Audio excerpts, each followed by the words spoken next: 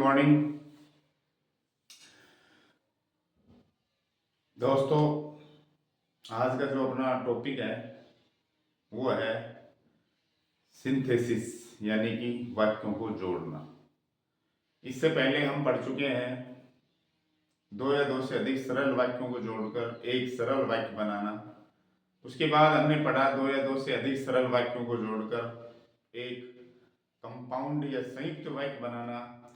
और आज हम पढ़ने जा रहे हैं दो या दो से अधिक सरल वाक्यों को जोड़कर एक कॉम्प्लेक्स या मिश्रित या मिश्र या जटिल वाक्य बनाना। तो चलिए सबसे पहले हम देखते हैं कि जटिल या मिश्र वाक्य कहते किसे हैं, क्या होता है। Complex sentence, it is a larger sentence. ये एक लंबा वाक्य होता है, बड़ा वाक्य होता है।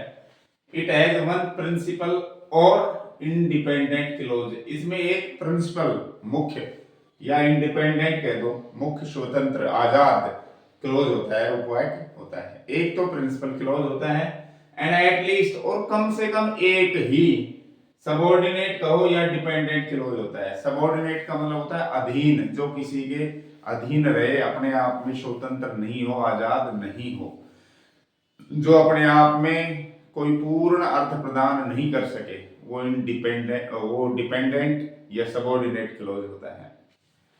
तो एक तो मुख्य उपवाक्य होता है और एक अधीन उपवाक्य। एक कम से कम एक, ज्यादा भी हो सकते हैं, दो भी हो सकते हैं। तो कम से कम एक सबऑर्डिनेट क्लॉज और कम से कम और एक मेन क्लॉज। एक मेन क्लॉज होता है और कम से कम एक सबऑर्डिनेट क्लॉज इसमें होता है। और ये दोनों जो क्लॉज हैं या तीन जो क्लॉज हैं कनेक्टेड बाय सबऑर्डिनेटिंग कंजंक्शंस, और ये सबऑर्डिनेटिंग कंजंक्शन से ही जुड़े रहते हैं। देखो जब हम कंपाउंड सेंटेंस सीख रहे थे तो उसमें दोनों जो क्लॉज थे वो प्रिंसिपल क्लॉज होते थे, या तीन क्लॉज होते थे, तीनों ही प्रिंसिपल होते थे, तीनों के तीनों पूर्ण अर्थ प्रदान करते थे और कोऑर्डिनेटिंग कंजंक्शन से जुड़े रहते थे। कॉम्प्लेक्स सेंटेंस में एक प्रिंसिपल क्लॉज होता है और एक या इससे अधिक सबऑर्डिनेट क्लॉज होते हैं जो कि सबऑर्डिनेटिंग कंजंक्शन से जुड़े रहते हैं। उदाहरण के लिए ये तीन सेंटेंस मैंने दिए हैं, तीनों कॉम्प्लेक्स सेंटेंस के एग्जांपल्स हैं। यदि तुम मेहनत करोगे तो तुम पास हो जाओगे। अब इसमें देखो प्रिंसिपल क्लॉज कौन सा है, जो पूर्ण अर्थ प्रदान करता है, जो पूरा अर्थ देता है, जो अपने आप अकेला खड़ा रह सकता है बिना किसी की मदद के, वो प्रिंसिपल क्लॉज होता है।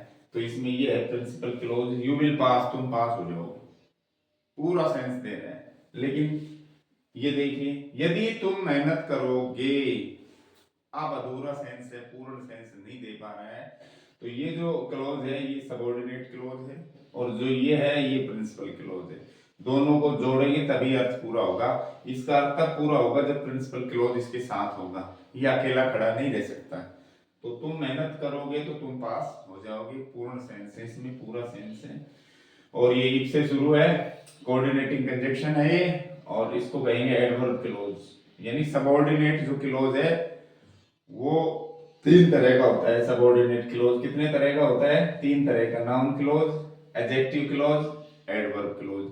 जो क्लॉज अपने आप में पूर्ण अर्थ प्रदान नहीं कर सकते वो क्लॉज तीन तरह के होते हैं, नाउन क्लॉज, एडजेक्टिव क्लॉज और एडवर्ब क्लॉज। तो पहले वाक्य में जो ये इफ वाला क्लॉज है ये एडवर्ब क्लॉज है, पूरा अर्थ नहीं दे पा रहा है। अगला है I know what your name is. मैं जानता हूं कि तुम्हारा नाम क्या है, मैं जानता हूं कि तुम्हारा नाम क्या है। ये है अपना noun close. What your name is, ये है नाउन क्लोज। ये क्या होते हैं अभी अगले उसमें क्लास में हम पढ़ने जा रहे हैं कि ये क्या होते हैं, कैसे बनाए जाते हैं। तीसरा है, तो इसमें ये अर्थ अधूरा दे रहा है कि तुम्हारा नाम क्या है, कि तुम्हारा नाम क्या है, अर्थ अधूरा है। तो ये सबऑर्डिनेट क्लॉज है और उसमें भी कौन सा क्लॉज है? Noun clause. ये अर्थ पूरा दे रहा है, मैं जानता हूं, आई नो, मैं जानता हूं, पूर्ण अर्थ है। ये कह रहा है दिस इज द बॉय, है वही लड़का है, हु स्टील्स, जो चोरी करता है। जो चोरी करता है अधूरा अर्थ है, इसलिए ये सबऑर्डिनेट क्लॉज है और उसका भी कौन सा भाग है? Adjective clause. और ये पूर्ण अर्थ दे रहा है दिस इज द बॉय, ये लड़का है। तो ये तीनों के तीनों कॉम्प्लेक्स सेंटेंस हैं। इसमें एक एक प्रिंसिपल क्लोज दिख रहा है आपको, और जो अंडरलाइंड है वो सारे सबऑर्डिनेट क्लोज हैं। तो इसको हम क्या कहेंगे, कॉम्प्लेक्स सेंटेंस। तो जो अंडरलाइन दिखा रहे हैं वो क्या है, सबऑर्डिनेट क्लोज। और ये तीन तरह के होते हैं, noun close, adjective close, adverb close. इसलिए मैंने ब्रैकेट में जो अंडरलाइन क्लोज है उनके नाम लिख रखे हैं इसमें। प्रिंसिपल क्लोज क्या होता है, इसमें भी सब्जेक्ट वर्ब कॉम्बिनेशन होता है, यानी एक सब्जेक्ट और एक मुख्य क्रिया प्रिंसिपल क्लोज में भी होती है। इट गिव्स कंप्लीट सेंस, ये पूर्ण अर्थ प्रदान करता है। सबऑर्डिनेट क्लोज क्या होता है, इसमें भी सब्जेक्ट वर्ब कॉम्बिनेशन तो होता है, सब्जेक्ट और मुख्य क्रिया, एक मुख्य क्रिया तो इसमें भी होती है, सब्जेक्ट भी होता है, लेकिन can not give complete sense, लेकिन ये पूरा अर्थ नहीं दे पाता है। बिना किसके, प्रिंसिपल क्लोज की सहायता के बिना ये अकेला खड़ा नहीं रह सकता, पूर्ण अर्थ प्रदान नहीं करता। यानी क्लोज चाहे कोई सा भी हो, चाहे प्रिंसिपल हो या अपने आप में कोई भी क्लोज अकेला, यह सेंटेंस पूर्ण अर्थ ही प्रदान करता है, लेकिन डिपेंड करता है किस तरह के वाक्य में उस क्लोज को हमने रख दिया। अगर कंपाउंड सेंटेंस में क्लोज रखे हुए हैं, चाहे दो या तीन हो, तो पूरे अर्थ देंगे। अगर कॉम्प्लेक्स सेंटेंस में क्लोजेज हमने रख दिए तो उसमें एक ही क्लोज ऐसा होता है जो पूरा अर्थ देता है, बाकी जो क्लोज होंगे वो पूरा अर्थ नहीं दे पाते, तो वो सबऑर्डिनेट क्लोज होते हैं। तो सबऑर्डिनेट जो क्लोज है वो कॉम्प्लेक्स सेंटेंस में ही होते हैं, कंपाउंड सेंटेंस में सबऑर्डिनेट क्लोजेस का यूज नहीं हो सकता। तो दोनों ही क्लोज में सब्जेक्ट वर्ब होती हैं, ये पूरा अर्थ दे सकता है अकेला, ये पूरा अर्थ प्रदान नहीं कर सकता, इसलिए इसकी सहायता से ये दे पाता है। तो अब हम पढ़ेंगे कि सरल वाक्यों को जोड़कर कॉम्प्लेक्स सेंटेंस कैसे बनाया जाए। तो उसमें हम यूज करेंगे सबऑर्डिनेट क्लोज का। पहले नाउन क्लोज से हम कॉम्प्लेक्स सेंटेंस बनाएंगे, फिर एडजेक्टिव क्लोज से हम कॉम्प्लेक्स सेंटेंस बनाएंगे, फिर एडवर्ब क्लोज से हम कॉम्प्लेक्स सेंटेंस बनाएंगे। तो चलिए अब पढ़ते हैं नाउन क्लोज का प्रयोग करके कॉम्प्लेक्स या कहें कि दो या दो से अधिक सरल वाक्यों को जोड़ें और कॉम्प्लेक्स सेंटेंस बनाएं, और उसमें हम प्रयोग करें नाउन क्लोज का। तो जानते हैं नाउन क्लोज क्या है।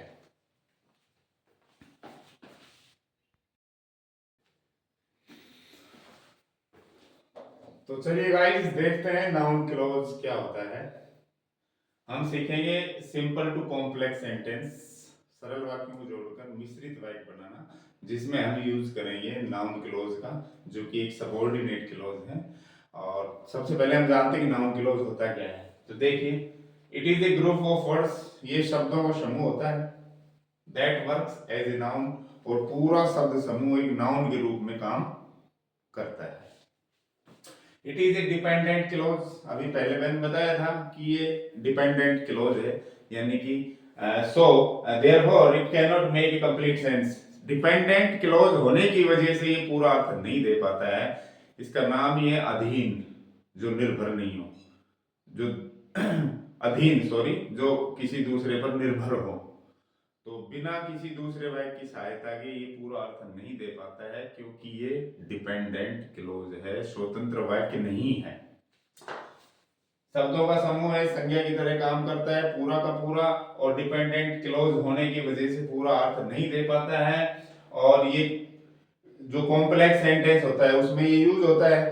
तो उसमें यूज करके हम किस किस रूप में इसको काम में ले सकते हैं। It can work as a subject, जो नाउन क्लोज है वो कॉम्प्लेक्स सेंटेंस का एक भाग है। ये किस किस रूप में काम करता है उस वाक्य में, सब्जेक्ट के रूप में काम कर सकता है, ऑब्जेक्ट के रूप में काम कर सकता है, और कॉम्प्लीमेंट, कॉम्प्लीमेंट का मतलब पूरक, वर्ब का पूरक भी हो सकता है, कर्ता का पूरक भी हो सकता है। तो आदि रूपों में काम कर सकता है। इसमें भी सब्जेक्ट और वर्ब होती है अपनी खुद की, सब्जेक्ट और एक मेन वर्ब इसकी होती है। ये शुरू कैसे होता है, कॉम्प्लेक्स सेंटेंस में जो नाउन क्लोज है वो कैसे शुरू होता है, ये शुरू होता है या तो दैट से, सबसे महत्वपूर्ण जो कंजक्शन है वो दैट है नाउन क्लोज का, या फिर हु, हुज, हुम, हाउ, व्हाट, हुम, वेयर, इफ, वेदर आदि शब्दों से, आदि कंजक्शन से ये शुरू हो सकता है। अब कोई कॉम्प्लेक्स सेंटेंस दिया हुआ है तो हमें कैसे पहचाने उसको कि ये नाउन क्लोज है। सीधा सा तरीका है, द आंसर वी गेट, उत्तर जो हम पाते हैं कैसे, बाय एडिंग वन, जोड़ करके, क्या, व्हाट, किसमें, to principal clause, principal clause में। भाई जिस क्लोज से पहले कंजक्शन लग रहा है कॉम्प्लेक्स सेंटेंस में, तो जाहिर सी बात है वो क्लोज या तो नाउन क्लोज है, या एडजेक्टिव क्लोज है, या एडवर्ब क्लोज है। बाकी जो क्लोज बच गया है जिसमें कंजक्शन नहीं लग रहा वो प्रिंसिपल क्लोज है। तो हम क्या करेंगे, प्रिंसिपल क्लोज में वोट लगाएंगे, यानी प्रश्न पूछेंगे हम उसमें वोट लगा के, और उसका उत्तर जो हमें मिल रहा है वो नाउन क्लोज होगा। अभी वाइट से पता पड़ जाएगा सेंटेंस से। इट इज ट्रू, ये सत्य है, दैट की, यू आर ए थीफ, कि तुम एक चोर हो। तो सीधी बात है, जो कंजक्शन वाला, ये कंजक्शन है, कंजक्शन वाला क्लोज ही कॉम्प्लेक्स सेंटेंस में सबऑर्डिनेट क्लोज होता है, और वो भी तीन तरह का है, नाउन क्लोज, एडजेक्टिव क्लोज और एडवर्ब क्लोज। तो हम ये तो पहचान लेंगे भी सबऑर्डिनेट क्लोज है, ये बच गया जो प्रिंसिपल क्लोज है। तो प्रिंसिपल क्लोज में आप वोट लगा के प्रश्न बनाओ, अगर उसका जवाब आ रहा है, मिल रहा है, तो समझ लो दैट इज नाउन क्लोज। जैसे what is true, it is true, ये सत्य है, हमने प्रश्न वोट से शुरू किया कि व्हाट इज ट्रू, सच क्या है, सच क्या है, जवाब मिला कि तुम चोर हो, मिल गया। सच क्या है, कि तुम चोर हो। एडजेक्टिव या एडवर्ब क्लोज में इस तरह, प्रिंसिपल क्लोज में अगर हम वोट लगा के प्रश्न करेंगे तो उसका हमें जवाब नहीं मिल पाता है, और जवाब अगर मिल रहा है तो समझ लो नाउन क्लोज है। फिर अगला प्रिंसिपल क्लोज ये है, इसमें हमने वोट लगाया, इट इज ट्रू, ये सत्य है, हमने प्रश्न बनाया कि सत्य क्या है, उत्तर मिला कि तुम चोर हो, that you are a thief, तो ये नाउन क्लोज है। अगला देखो, आई नो, मैं जानता हूं, हु यू आर, जो तुम हो, मैं जानता हूं कि जो तुम हो। हमने ये हो गया अपना नाउन क्लोज, ये है प्रिंसिपल क्लोज, इसमें हम वोट लगा के देखते हैं। आई नो, मैं जानता हूं, तुम क्या जानते हो, बन गया प्रश्न, उत्तर क्या है, मैं ये जानता हूं कि तुम कौन हो, या जो तुम हो, कि जो तुम हो, ये मैं जानता हूं, आंसर मिल रहा है, तो ये नाउन क्लोज है। इसमें देखो, व्हाट ही सेड, जो उसने कहा, सरप्राइज्ड मी, उस बात ने मुझे आश्चर्यचकित कर दिया, तो कंजक्शन वोट लग रहा है इसमें, मैंने लिख भी रखा है ये दैट, हु जिन आदि से शुरू होते हैं, तो इसमें ये दैट से शुरू होता है, इसमें हु से शुरू है, इसमें व्हाट से शुरू है। व्हाट ही सेड, जो उसने कहा, सरप्राइज्ड मी, उस बात ने मुझे आश्चर्यचकित कर दिया। अब ये है प्रिंसिपल क्लोज, कि किस बात ने तुम्हें आश्चर्यचकित कर दिया, जवाब क्या आ रहा है, जो उसने कहा, तो इट मींस ये नाउन क्लोज है।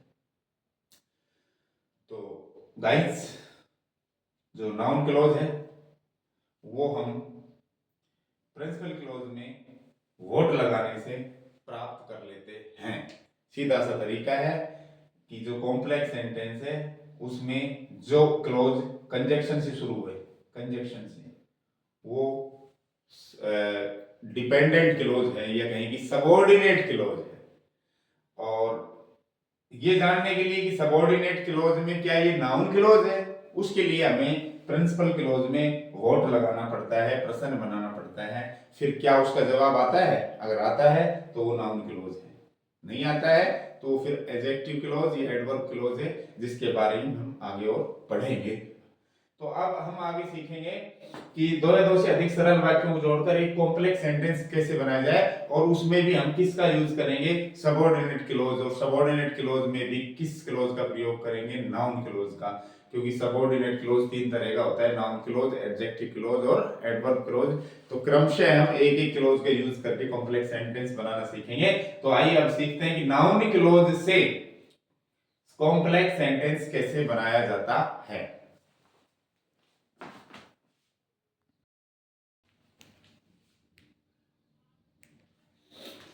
तो चलो देखते हैं कि सिंपल टू कॉम्प्लेक्स सेंटेंस कैसे बनाएं नाउन क्लोज का यूज करते हैं। तो आपको दो या तीन सरल वाक्य दिए जाएंगे। तो सबसे पहले जो प्रिंसिपल क्लोज है वो रखना है आपको। उसके बाद इसकी जो स्ट्रक्चर है वो बता रहा हूं मैं आपको। सबसे पहले प्रिंसिपल क्लोज, फिर सबऑर्डिनेटिंग कंजक्शन, ये सारे सबऑर्डिनेटिंग कंजक्शंस हैं। उसके बाद नाउन क्लोज। देखिए इस तरह ये सिंपल सेंटेंस दिए हुए हैं, तो आपको ये देखना है इसमें जिसमें भी डब्ल्यू एच वर्ड लग रहा है, जिसमें भी डब्ल्यू एच वर्ड लगा हुआ है वो नाउन क्लोज है। तो करना क्या है आपको, प्रिंसिपल क्लॉज को रख लो, उसके बाद जो WH वर्ड वाला क्लॉज है उसको रख लो। करना क्या है, ये तो इंटेरोगेटिव मिलेंगे आपको, सिंपल सेंटेंस ही है ये, अर्थ के आधार पर ये इंटेरोगेटिव सेंटेंस है, और सब्जेक्ट वर्ब कॉम्बिनेशन के आधार पर ये सिंपल सेंटेंस है। अर्थ के आधार पर प्रश्न बना रहा है, तुम्हारा नाम क्या है, उसका नाम क्या है। लेकिन अगर हम सब्जेक्ट वर्ब कॉम्बिनेशन की बात करें तो इसमें एक सब्जेक्ट है और एक मुख्य क्रिया है, तो ये सिंपल सेंटेंस है। तो दोनों ही सिंपल सेंटेंस हैं, इन दोनों को जोड़कर हम एक कॉम्प्लेक्स सेंटेंस बनाने जा रहे हैं। तो सबसे पहले ये लिख लीजिए प्रिंसिपल क्लॉज, फिर ये पूरा वाइब उतार दीजिए। बस करना क्या है, इसमें आप इसको इंटेरोगेटिव को आपको असर्टिव बनाना है, यानी पॉजिटिव बनाना है। असर्टिव का मतलब पॉजिटिव या नेगेटिव बनाना है। अगर नेगेटिव है, नोट है, तो वो नेगेटिव बन जाएगा। असर्टिव का मतलब होता है चाहे वाइब पॉजिटिव हो या नेगेटिव हो, दोनों को ही असर्टिव कहते हैं। तो आपको इंटेरोगेटिव सेंटेंस मिलेगा इस तरह, देख लीजिए सारे वाक्य इंटेरोगेटिव है। जब ये कॉम्प्लेक्स सेंटेंस में बदलते हैं तो ये असर्टिव बन जाते हैं, न कि इंटेरोगेटिव रहते हैं। तो क्या करना है, देखो वोट का वोट, असर्टिव बनाने के लिए क्या करो, सब्जेक्ट पहले रख दो, ये रख दिया हमने, उसके बाद वर्ब यहाँ आ जाएगी और फुल स्टॉप लग जाएगी, असर्टिव बन गया, और पूरा जो सेंटेंस है वो बन गया कॉम्प्लेक्स। और सिंपल जो प्रिंसिपल क्लॉज है इसमें वोट लगाएंगे तो ये जवाब मिलेगा। ये कह रहा है कि मुझे बताओ तुम्हारा उसका नाम क्या है, उसका नाम क्या है। अब ये कह रहा है मुझे बताओ कि उसका नाम क्या है। अर्थ मैंने लिख रखे हैं, देखो दैट का मतलब की, हु का मतलब की या कौन, दोनों अर्थ होंगे, की कौन या की जो। हुज का अर्थ है की किसका, हुम की किसको या किनको, व्हेन की जब। ये की जरूर लग जाएगा, इन सब में की जुड़ जाएगा, है ना। अगर की नहीं जुड़ेगा तो फिर ये इंटरोगेटिव प्रोनाउन बनकर ही रह जाएंगे, ये प्रश्न ही बनाते रहेंगे। लेकिन कॉम्प्लेक्स सेंटेंस में फिर ये कोऑर्डिनेट सबऑर्डिनेटिंग कंजक्शन का काम करेंगे, और जब ये सबऑर्डिनेटिंग कंजक्शन का काम करेंगे तो इनका अर्थ ये हो जाएगा फिर कौन नहीं की कौन। कौन का मतलब तो इंटरोगेटिव प्रोनाउन है, WH वर्ड इंटरोगेटिव प्रोनाउन का काम कर रहे हैं। लेकिन जब दो वाक्यों को ये जोड़ेंगे तो ये बन जाएंगे सबऑर्डिनेटिंग कंजक्शंस, और इनका जो अर्थ है वो चेंज हो जाएगा थोड़ा सा, कि कौन, ये अर्थ हो जाएगा कि किसका। भाई व्हेन मींस कब होता है, क्या होता है कब, व्हेन मींस कब होता है। लेकिन जब दो वाक्यों को जोड़ेंगे तो ये बन जाएगी सबऑर्डिनेटिंग कंजक्शंस, और इसका अर्थ हो जाएगा कि कब। वेयर मींस कहां होता है, लेकिन जब दो वाक्यों को जोड़ेंगे कहां कब होता है, जब ये रिलेटिव सॉरी इंटरोगेटिव प्रोनाउन हो, ये सिंपल सेंटेंस हो। सिंपल सेंटेंस में व्हेन का अर्थ या वो का जो भी WH वर्ड है उन सब का अर्थ की हटाने से जो बच गया वो होता है। अगर वाक्य सिंपल है, अर्थ की दृष्टि से मान लो इंटेरोगेटिव है, तो किसी वाक्य के शुरू में अगर ये WH वर्ड हैं तो ये WH वर्ड इंटेरोगेटिव प्रोनाउन होते हैं, उस समय इनमें की नहीं जुड़ता। लेकिन जब ये दो वाक्यों के बीच में लगते हैं तो इनमें की और ऐड हो जाता है अर्थ में, फिर ये सबऑर्डिनेटिव कंजक्शन बन जाते हैं, न कि relative pronouns, sorry interrogative pronouns. तो वो का मतलब कौन, अब इसका अर्थ हो जाएगा कि कौन। इस तरह इनका एक सबका अर्थ है। तो मैं कह रहा हूं कि प्रिंसिपल क्लॉज को रख दिया, उसके बाद हमने नाउन क्लॉज को, जिसके साथ क्या है रिलेटिव इंटरोगेटिव प्रोनाउन है इसमें। What is your her name, उसका नाम क्या है, प्रश्न बना रहा है तो इंटरोगेटिव प्रोनाउन है। लेकिन हम इसको इस वाक्य के साथ जब ऐड करेंगे तो वाक्य बन जाएगा कॉम्प्लेक्स। तो फिर WH वर्ड ये है ना, इसको हमें बनाना है सबऑर्डिनेटिंग कंजक्शन। सबऑर्डिनेटिंग कब बनेगा, जब इसके बाद सब्जेक्ट आएगा। तो हम क्या करेंगे, व्हाट उसके बाद हर नेम उसके बाद वर्ब बता देंगे, ये बन गया असर्टिव वर्ब। अब ये इंटरोगेटिव नहीं बचा, अब ये असर्टिव बन गया। तो दोनों वाक्य ही असर्टिव है इसमें, और व्हाट से हमने जोड़ दिया। तो इसका अर्थ हो गया मुझे बताओ कि उसका नाम क्या है। तो की क्या, देखिए व्हाट व्हाट कर दे की क्या, तो इसका अर्थ हो गया मुझे बताओ कि उसका नाम क्या है, कि क्या, दोनों अर्थ आ जाएंगे इसमें। तो ये बन गया कॉम्प्लेक्स सेंटेंस। तो इन सारे वाक्यों में जो प्रश्नवाचक वाक्य है WH वर्ड से शुरू हुआ है, उसमें हमें क्या करना है कि WH वर्ड के बाद सब्जेक्ट पहले लगाना है, बस इतना सा काम हमें करना है, ताकि वो वाक्य वो क्लोज असर्टिव बन जाए, बस इंटेरोगेटिव नहीं बचे। देखिए अगला, आई डोंट नो, मैं नहीं जानता, हु आर यू, तुम कौन हो।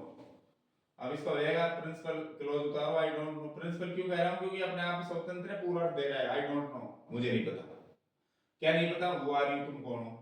अब इसमें मैं वोट लगाऊंगा तो इसका जवाब हमें ये मिलता है हमेशा, कौन सा, नाउन क्लोज ही मिलता है, मैंने अभी पीछे बताया था। आई डोंट नो, मैं नहीं जानता, तुम क्या नहीं जानते। आंसर क्या है, कि तुम कौन हो, वो मीन्स की कौन, की कौन। तो आई डोंट नो, वो उतार लिया, उसके बाद सब्जेक्ट पहले लिया हमने, देखो, उसके बाद वर्ब यहाँ आ जाएगी, ये असर्टिव बन जाएगा। फिर ये नाउन क्लोज हो गया, इतना ये पूरा नाउन क्लोज हो गया, ये हो गया प्रिंसिपल क्लोज। ये सबऑर्डिनेट क्लोज है, तो सबऑर्डिनेट क्लोज का कौन सा क्लोज है, नाउन क्लोज हो गया। और इसकी बात करें हम तो ये हो गया अपना सबऑर्डिनेटिंग कंजक्शन हो गया। तो मुझे नहीं पता कि तुम कौन हो, ये अर्थ हो जाएगा।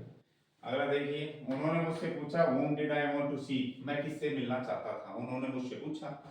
तो आई दे आस्क्ड मी, उन्होंने मुझसे पूछा, whom का whom, उसके बाद असर्टिव बनाने के लिए पहले सब्जेक्ट लिखो, उसके बाद असर्टिव बनाने के लिए हेल्पिंग वर्ब हटा दी जाएगी डिड।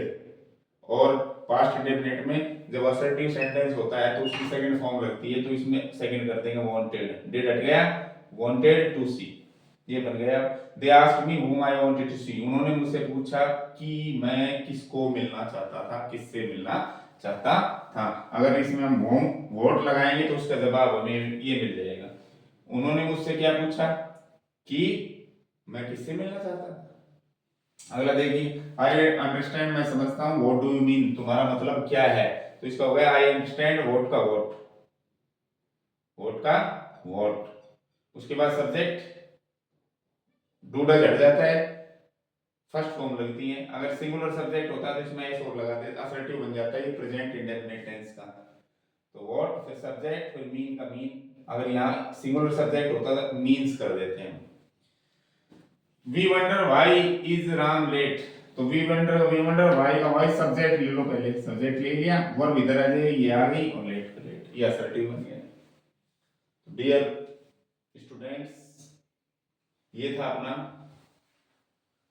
नाउन क्लोज का यूज करके कॉम्प्लेक्स सेंटेंस बनाना। ये सारे सिंपल सेंटेंस थे, जोड़ के हमने कॉम्प्लेक्स बना दिया। ये सिंपल सेंटेंस हैं, जोड़ के हमने कॉम्प्लेक्स बना दिया, इस तरह से सारे वाक्य। अब चलिए कुछ उदाहरणों से और समझते हैं हम। जैसे दैट है, व्हाट, इफ वेदर है, तो इनसे हम वाक्य कैसे जोड़ेंगे, चलो देखते हैं।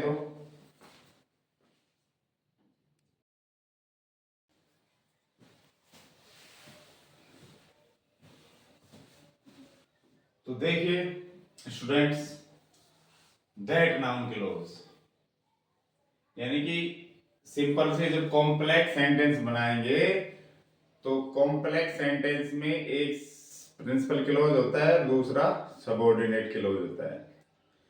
प्रिंसिपल क्लोज पूर्ण अर्थ प्रदान करता है, सबऑर्डिनेट क्लोज अपना अर्थ पूरा करने के लिए प्रिंसिपल क्लोज पर डिपेंड करते हैं। और जो सबऑर्डिनेट क्लोज है वो तीन तरह के होते हैं, नाउन क्लोज, एडजेक्टिव क्लोज और एडवर्ब क्लोज। तो आज हम पढ़ेंगे इसमें कि नाउन क्लोज का प्रयोग करके कॉम्प्लेक्स सेंटेंस कैसे बनाया जाता है। तो चलिए देखते हैं। अब नाउन क्लोज भी WH वर्ड से भी शुरू होता है, जो जो शब्द मैंने लिख रखे हैं सब सबऑर्डिनेटिंग कंजक्शंस हैं, इनसे नाउन क्लोज शुरू होता है। जिसमें से WH वर्ड जो मैंने टिक कर मार्क कर रखे हैं वो मैंने आपको बता दिए कि इनसे नाउन क्लोज कैसे बनता है। आज हम पढ़ रहे हैं दैट से नाउन क्लोज कैसे बनाया जाता है, दैट नाउन क्लोज कब बनता है, दैट हम कब लगाएंगे। देखिए दैट नाउन क्लोज, जब सबऑर्डिनेट क्लोज प्रश्नवाचक नहीं हो, क्योंकि प्रश्नवाचक आ रहा था तो प्रश्नवाचक, ये जो आपको WH वर्ड दिख रहे हैं इनको ही हम सबऑर्डिनेटिंग कंजक्शन बना रहे थे, लेकिन इनको छोड़ करके अगर वाक्य असर्टिव है, यानी कि सबऑर्डिनेट क्लोज जो है वो प्रश्नवाचक नहीं हो बस, और प्रिंसिपल के जो क्लोज है उसमें इट या दिस या दैट और सो दिया हुआ हो, तो फिर नाउन क्लोज बनाने के लिए हम दैट का ही यूज करेंगे। दिए हुए दो वाक्य होंगे, किसी एक वाक्य में हम वोट लगा के प्रश्न बनाएंगे, अगर उसका जवाब मिल रहा है तो समझ लो ये नाउन क्लॉज है। जैसे वे कल आएंगे, इट इज सर्टेन, ये तय है, ये निश्चित है। हमने, अब हमें क्या पता इसमें कौन सा प्रिंसिपल क्लॉज है या कौन सा सबऑर्डिनेट क्लॉज है। तो जिसमें वोट लग रहा है ना, लगाया जाता है या लगाने से उत्तर मिल रहा है, वो ही प्रिंसिपल क्लॉज है। इसमें वोट लगाने से कोई उत्तर नहीं मिलेगा आपको, इसमें वोट लगाने से उत्तर मिलेगा। इट इज सर्टेन, यह निश्चित है। व्हाट इज सर्टेन, निश्चित क्या है, उसका आंसर ये होगा फिर वे कल आएंगे, ये निश्चित है।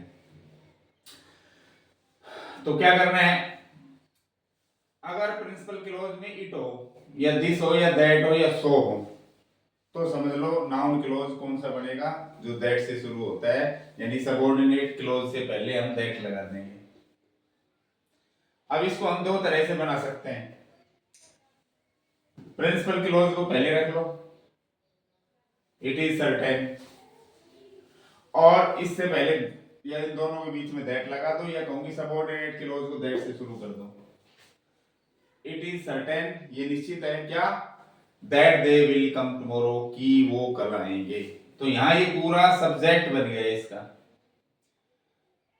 क्या बन गया, सब्जेक्ट बन गया, ये सब्जेक्ट सॉरी ऑब्जेक्ट बन गया, ऑब्जेक्ट का काम कर रहा है यहाँ पर। ये पूरा नाउन क्लॉज जो है ये ऑब्जेक्ट का काम कर रहा है, यानी जो निश्चित है वो ऑब्जेक्ट है। क्या निश्चित है, कि वो कल आएंगे, तो ये पूरा दैट से लेकर यहां तक का ऑब्जेक्ट के रूप में यूज हुआ है। यहाँ इसको हम सब्जेक्ट के रूप में भी यूज कर सकते हैं, जैसे that they will come tomorrow, ये सब्जेक्ट हट जाएगा इसका, इज सर्टेन, इज सर्टेन। अब इनसे पहले जो भी शब्द आए हैं पूरे शब्द नाउन क्लॉज हैं, और पूरा सब्जेक्ट का काम करेगा। पूरे शब्द हेल्पिंग वर्ब तक जो भी शब्द आए हैं सारे मिलकर नाउन का काम करेंगे और सब्जेक्ट के रूप में यूज होंगे। That they will come tomorrow, कि कल वो आएंगे, इज सर्टेन, ये बात निश्चित है।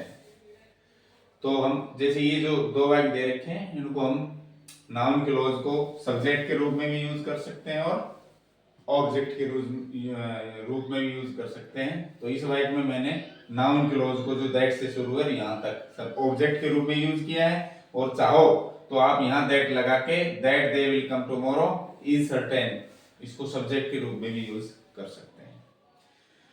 तो हमें देखना यह है कि जो प्रिंसिपल क्लॉज है उसमें इट दिस दैट सो होने चाहिए, और जो सबऑर्डिनेट क्लॉज है वो प्रश्नवाचक नहीं होना चाहिए। तो समझ लेना कि नाउन क्लॉज हमारा दैट से शुरू होगा। भाई WH वर्ड है तो WH से शुरू होगा, बात ही खत्म है। और अगर WH वर्ड नहीं है तो फिर समझ लो किससे शुरू होगा, दैट से।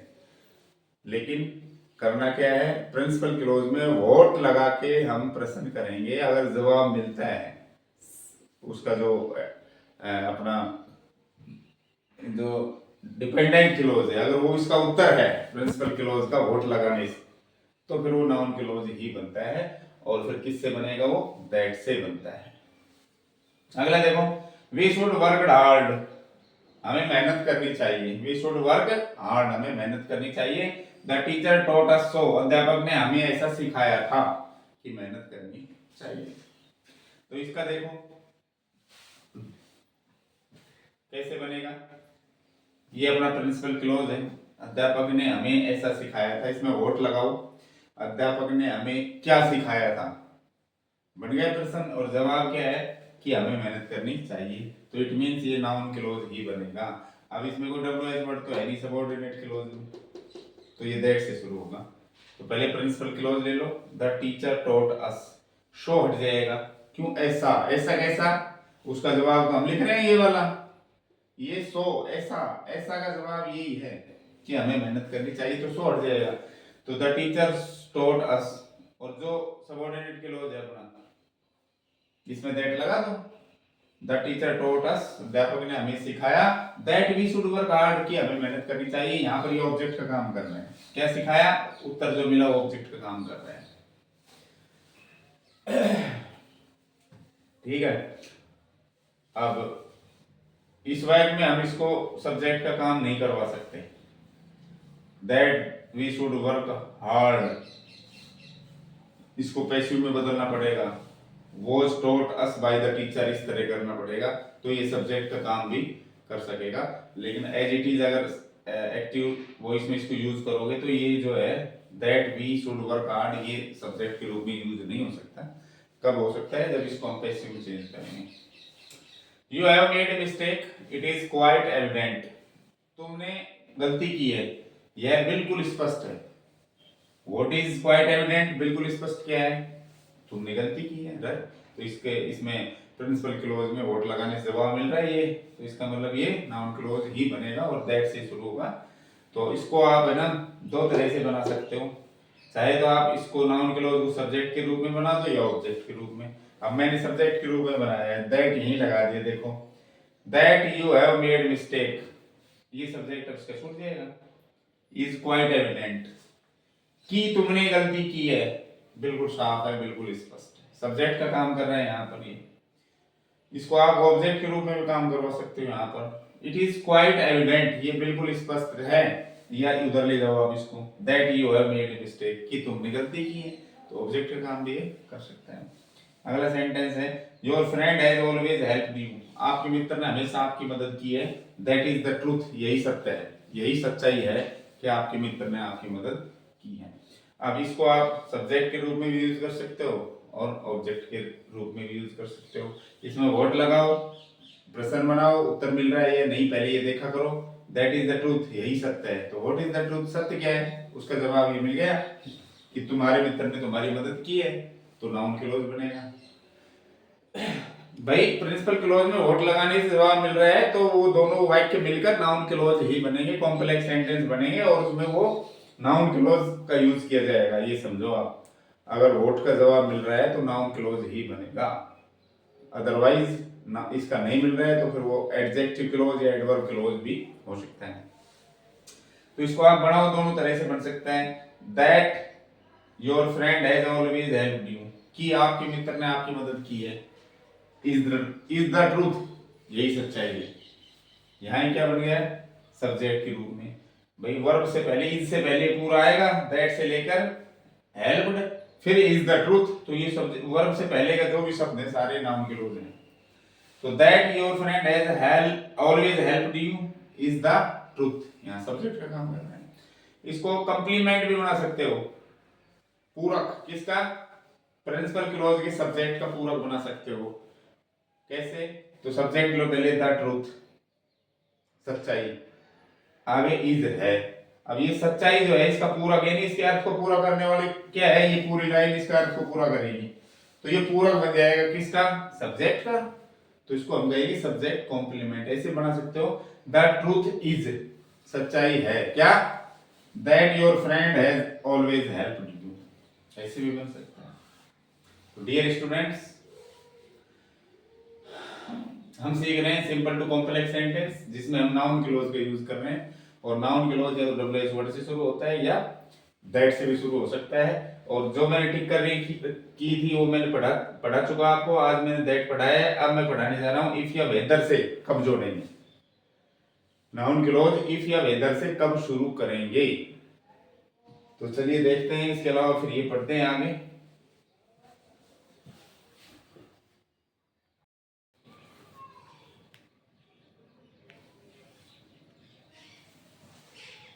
चलिए देखते हैं, WH वर्ड से हमने सीख लिया नाउन क्लॉज बनाना, दैट से हमने सीख लिया, अब सीखते हैं इफ या वेदर से। इफ या वेदर से नाउन क्लॉज कब शुरू होता है, तो चलिए देखते हैं। जब सबऑर्डिनेट क्लॉज सहायक क्रिया से शुरू हो और प्रिंसिपल क्लॉज सकारात्मक या नकारात्मक मतलब असर्टिव हो, तो नाउन क्लॉज को इफ या वेदर से शुरू किया जाता है। ये तो हम पहचान ही लेंगे भाई प्रिंसिपल क्लॉज कौन सा है, सबऑर्डिनेट क्लॉज कौन सा है। जिस क्लॉज में वोट लगाने से उत्तर मिले वो क्लॉज प्रिंसिपल होगा, और जो उत्तर मिले वो सबऑर्डिनेट क्लॉज होगा। तो आपको देखना ये है कि अगर सबऑर्डिनेट क्लॉज हेल्पिंग वर्ब से शुरू है, जो कि 24 सहायक क्रियाएं होती हैं, 13 मॉडल 11 प्राइमरी हेल्पिंग वर्ब, अगर उनसे सबऑर्डिनेट क्लॉज शुरू होता है तो समझ लो नाउन क्लॉज इफ या वेदर से ही बनेगा। देखिए, कैन सी टीच साइंस, ये हेल्पिंग वर्ब से शुरू है और हम कैसे पहचानेंगे इसको? I doubt it. मैंने कहा था किसी भी क्लॉज में अगर वोट लगाने से उत्तर मिलता है तो जिसमें लगाया वो तो प्रिंसिपल क्लॉज है, जो उत्तर मिला वो सबऑर्डिनेट क्लॉज है। तो इसमें हम मान लो लगाते हैं वोट, आई डाउट इट, मुझे इसका डाउट है। मैं तुम्हें क्या डाउट है? उत्तर मिल रहा है, क्या वह साइंस पढ़ा सकती है? उत्तर मिल गया। तो इट मीन्स ये प्रिंसिपल क्लॉज है। और ये क्लॉज आपको या तो पॉजिटिव मिलेगा या नेगेटिव, या कहें कि असर्टिव। असर्टिव का मतलब पॉजिटिव और नेगेटिव दोनों ही होते हैं। तो दूसरा जो सेंटेंस है वो किससे होना चाहिए? हेल्पिंग वर्ब से शुरू। तो समझ लो सबऑर्डिनेट क्लॉज फिर इफ या वेदर से ही शुरू होगा। तो पहले क्या करेंगे? प्रिंसिपल क्लॉज ले लो, आई डाउट। अब चूंकि इट हटेगा, इट ऑब्जेक्ट है, ऑब्जेक्ट तो हम इसको बनाएंगे हम नाउन क्लॉज को, तो इट हट जाएगा और ये नाउन क्लॉज बन जाएगा। इफ से शुरू करो, इफ पहले सब्जेक्ट लेना है सी और ये हेल्पिंग वर्ब आगे आ जाएगी, फिर आगे सेम लिख दो, टीच साइंस। ये लो, आई डाउट, मुझे डाउट है, if she can teach science, क्या वो साइंस पढ़ा सकती है? वह एक असर्टिव हो जाता है कॉम्प्लेक्स बनते ही। तो इस तरह हम इसको इफ या वेदर से जोड़ के बना सकते हैं। अगला है, विल ही हेल्प यू, क्या वो आपकी मदद करेगा? आई डोंट नो, मुझे तो पता नहीं, मैं नहीं जानता कि वो आपकी मदद करेगा। तो तुम क्या नहीं जानते? आंसर है, क्या वो तुम्हारी मदद करेगा? तो इसमें व्हाट फिट बैठ रहा है, तो ये प्रिंसिपल क्लॉज है। इसको पहले लिख लो, आई डोंट नो।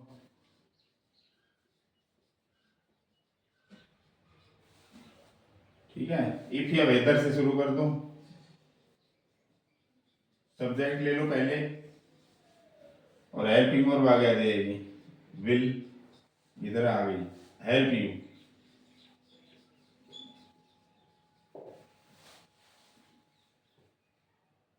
ठीक है, I don't know whether he will help you, मुझे नहीं पता कि क्या, अर्थ क्या आता है वेदर और इफ का?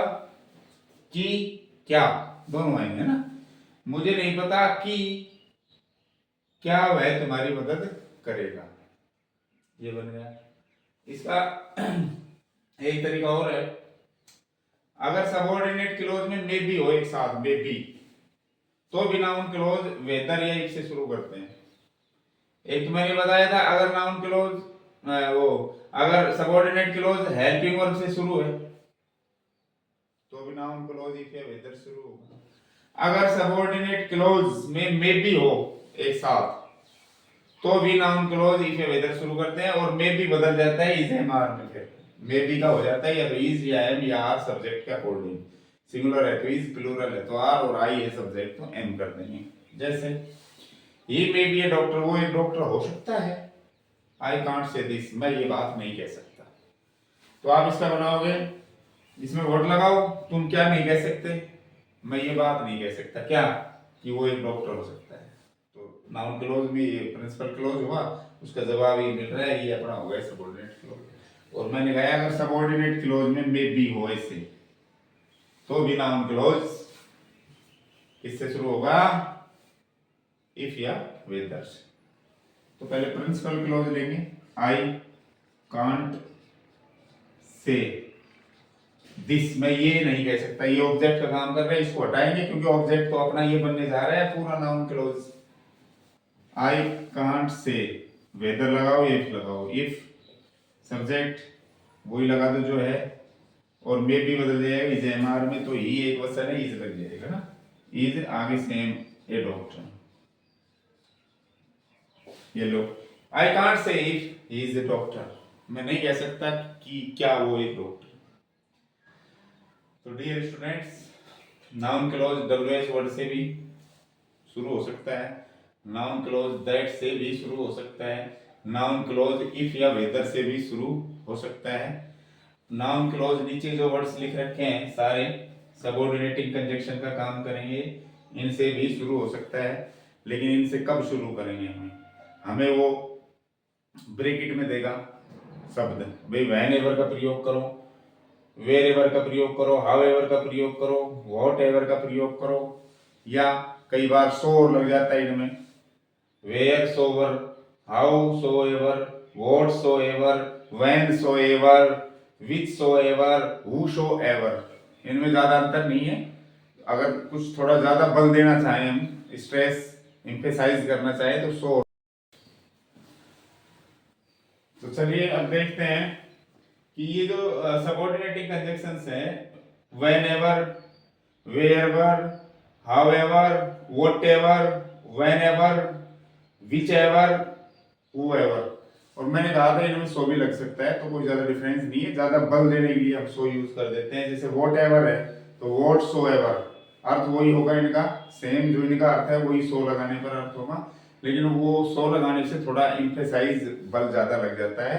और सो वाले जो सबऑर्डिनेटिंग कंजक्शंस हैं, what so ever, when so ever, इनका प्राय नेगेटिव वाक्यों में यूज होता है। तो देखिए, एक तो ये इंटेरोगेटिव प्रोनाउन तो हो ही नहीं सकते, इनसे कोई प्रश्न बन ही नहीं सकता। अगर इनसे कोई वाक्य शुरू करोगे आप तो प्रश्नवाचक नहीं होगा वो, ये सिर्फ और सिर्फ सबऑर्डिनेटिंग कंजक्शन का काम करेंगे, दो वाक्यों को जोड़ने का काम करेंगे, और इनसे जो वाक्य शुरू होंगे वो नाउन क्लॉज ही होंगे। तो हमें किस तरह पता चले कि हम कैसे लगाएं, ये क्या लगाएं? तो देखिए, अगर इस तरह आपको सेंटेंस दिया जाए, एक हो गया प्रिंसिपल क्लॉज, एक हो गया सबऑर्डिनेट क्लॉज जो कि WH वर्ड से शुरू हुए, तो ये नाउन क्लॉज हमें बनाना है। अगर वो कहे अभी पेपर सेटर या एग्जाम में कोई क्वेश्चन आए तो इस तरह से देगा, अभी कॉम्प्लेक्स सेंटेंस बनाओ इसका, तो आपने देखा भाई ये WH से शुरू है, नाउन क्लॉज बना देंगे, इसमें वोट लगाने से जवाब मिल रहा है। जैसे टेक इट, ये ले लो, क्या ले लें? जो आप चाहते हो, है भाई, तुम क्या चाहते हो, लेकिन जुड़ेगा जब हो जाएगा जो तुम चाहते हो, तो इसका जवाब वोट लगाने से ये दे सकता है। तो कॉम्प्लेक्स सेंटेंस जब बनाओगे तो मैंने बताया था भाई प्रिंसिपल क्लॉज, ये इट हट जाएगा, क्योंकि इट ये जो ऑब्जेक्ट बनने जा रहा है उसके लिए आ रहा है इट, तो ये हट जाएगा और सीधा WH वर्ड ले लो, टेक वोट। फिर सब्जेक्ट बताया मैंने पहले, सब्जेक्ट आता है, और ये इंटेरोगेटिव अब असर्टिव हो जाएगा, इंटेरोगेटिव तो बचेगा ही नहीं है कॉम्प्लेक्स सेंटेंस में, तो इसलिए WH के बाद सब्जेक्ट लो, और फर्स्ट फॉर्म है तो फर्स्ट ही लगा दो। ऐसी एस होता, इसमें डज होता तो इसमें ऐसी एस लगा देते हैं, यू वांट, ये लो, टेक व्हाट यू वांट, ले लो जो तुम चाहते हो, ये बन गया कॉम्प्लेक्स। अगर ऐसे कहे तो आप ऐसे बना देना, WH उसके बाद सब्जेक्ट फिर वर्ब, सेकंड फॉर्म इसमें डिड हो तो इसमें सेकंड फॉर्म हो जाएगी, डू है तो फर्स्ट रहेगी, ऐसे इस लग रहा है तो इसमें एस लग जाएगा, डज है तो इस तरह हम बनाएंगे कॉम्प्लेक्स सेंटेंस। लेकिन अगर ये सबऑर्डिनेटिंग कंजक्शंस आ जाए आपको ब्रैकेट में दे दे, तो कब देगा ब्रैकेट में? जब जो सबऑर्डिनेट क्लॉज है वो WH वर्ड से शुरू होगा। किससे शुरू होगा? WH वर्ड से शुरू होगा। तो अगर कॉम्प्लेक्स कहे बनाने के लिए तो आप इस तरह से बना देंगे। अगर वो ये नहीं कहे कॉम्प्लेक्स बनाओ, ये कहते हैं कि व्हाटएवर का यूज करो, तो भी कॉम्प्लेक्स सेंटेंस ही बनना है, तो जाहिर सी बात इसमें व्हाट मिलेगा। व्हाटएवर का यूज करवाए या व्हाटसोएवर का यूज करवाए तो इसमें क्या मिलेगा? व्हाट मिलेगा। आपको बनाना सेम वैसे ही है, बस इसको बदल देना, इसकी जगह ये करना है आपको। जैसे से इट, तो से इट हट जाएगा, इट इसका जो बनने वाला ऑब्जेक्ट है उसके लिए यूज हो रहा है। से इट माने इसे कहो, what do you want to say, तुम क्या कहना चाहते हो, तो इसका हो जाएगा कहो जो तुम कहना चाहते हो। तो ये कह रहा है कि ऑब्जेक्ट ये इट हट जाएगा, इसका ऑब्जेक्ट ये बन जाएगा, और व्हाट की जगह व्हाटएवर कर दो, व्हाटएवर या व्हाटसोएवर एक ही बात है। उसके बाद वही सब्जेक्ट लेना है आपको, डू है हट जाएगी, फर्स्ट फॉर्म है फर्स्ट ही लगा दो, आगे पूरा लिख दो टू से, ये लो full stop. Say whatever you want to say, कहिए जो कुछ, देखिए व्हाटएवर का मतलब जो कुछ है, जो कुछ भी, कहिए जो कुछ भी तुम कहना चाहते हो। अभी कॉम्प्लेक्स सेंटेंस ही बन गया, इसने व्हाटएवर दे दिया तो व्हाट की जगह व्हाटएवर कर दो। वो सोएवर का यूज करवा रहा है तो हु मिलेगा वाक्य में, हाउएवर का यूज करवा रहा है तो हाउ मिलेगा। व्हेन एवर का यूज करवा रहा है तो व्हेन मिलेगा। तो बस उनके स्थान पर इसको प्रतिस्थापित करना है आपको। बाकी सिस्टम स्ट्रक्चर यही रहेगा आपका। जैसे ये है, टेल मी मुझे बताओ हु आर यू, तुम कौन हो। इसमें व्हाट लगाओ, टेल मी मुझे बताओ, क्या बताएं, तुम कौन हो। उत्तर मिल रहा है, इट मींस नाउन क्लॉज ही है, नाउन क्लॉज ही बनेगा।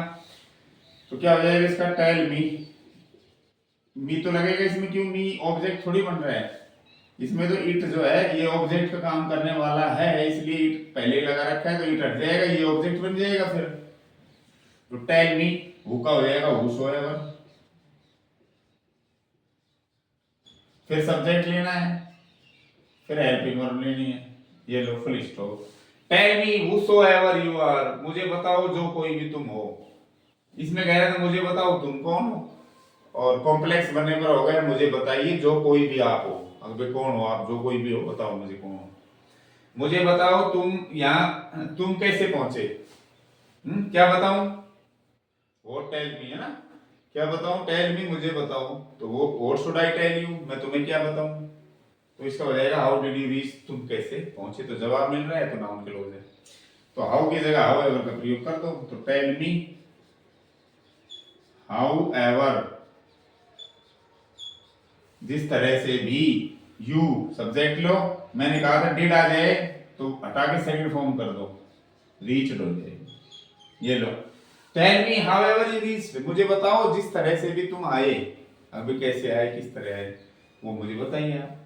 व्हेन विल सी का वो कब आएगी, आई नो मैं जानता हूं, क्या जानते हो, वो कब आएगी, उत्तर मिल रहा है, तो इसका मतलब हो रहा है सीधा कि नाउन क्लॉज है। नाउन क्लॉज की पहचान यही है कि एक क्लॉज में आप वोट लगाएं, अगर वो वोट सेट बैठ रहा है, जवाब दे रहा है, सबऑर्डिनेट क्लॉज उसका जवाब है समझ लो, तो वो फिर नाउन क्लॉज ही होगा, ऐसे पहचान होती है।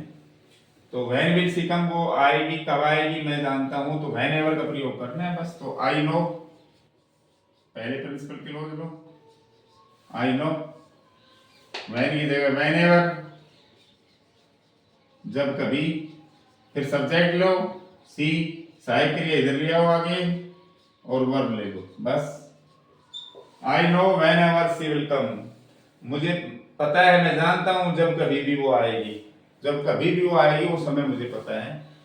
When ever see will come, I know, ये मैं जानता हूं। तो डियर स्टूडेंट्स, हमने सीखा दो सरल वाक्यों को जोड़कर एक कॉम्प्लेक्स मिश्र वाक्य बनाना, जिसमें हमने प्रयोग किया है नाउन क्लॉज का। अब इससे आगे हम पढ़ेंगे कि दो सरल वाक्यों को जोड़कर एक कॉम्प्लेक्स सेंटेंस कैसे बनाएं बाय यूजिंग एडजेक्टिव क्लॉज, विशेषण उपवाक्य का प्रयोग करके, एडजेक्टिव क्लॉज का प्रयोग करके दो सरल वाक्यों को जोड़ के एक कॉम्प्लेक्स सेंटेंस कैसे बनाएं, अगले वीडियो में हम पढ़ने जा रहे हैं। आशा करता हूं ये क्लास आपको पसंद आई होगी।